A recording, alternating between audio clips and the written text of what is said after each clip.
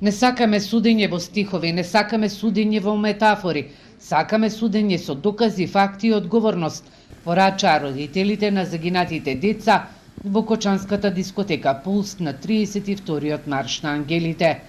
Револтирани се од досегашниот тек на судењето на обвинетите за трагедијата и од начинот на кој нивните адвокати ја презентираат одбраната, со солзи во очите, фотографиите во раце. Родителите, семејствата на загинатите млади луѓе маршираа низ Кочанските улици.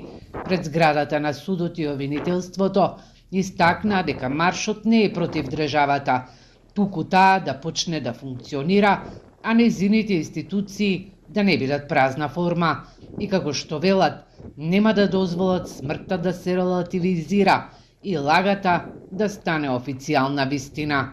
Дали судницата се претвори во струшките вечери на поезијата? Дали таму се оди за рецитирање или за вистина? Дали зборовите треба да ја покријат смртта на нашите деца?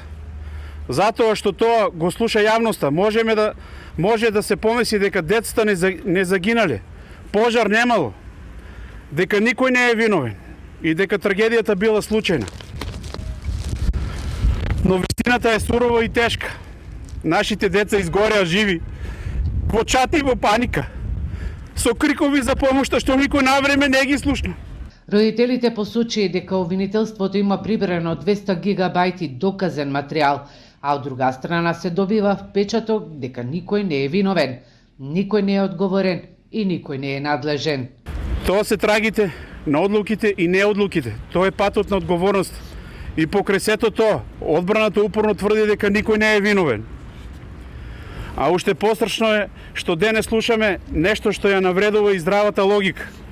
Дека некој од обвинетите не знаел дека во градот постоела дискотека, дека никоја институција немало надлежност, дека сите биле ненадлежни.